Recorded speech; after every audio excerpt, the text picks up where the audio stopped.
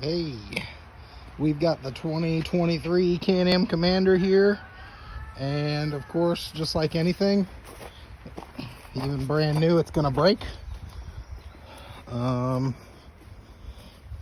Had a couple of these door lock rod clips break on me, and if you need to replace that door lock rod clip,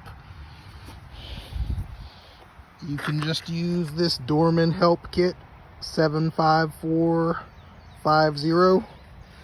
You can find it at any parts store.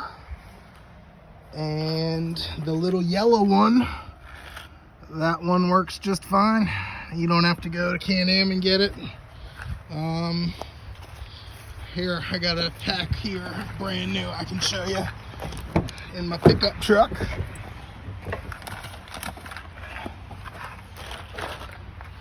I might have to do the driver's side. It's that yellow one right there. It fits perfectly. You don't have to wait on parts or anything. This is probably a common issue. If you work that little spring on the, I don't know, unlocking mechanism, it seems to,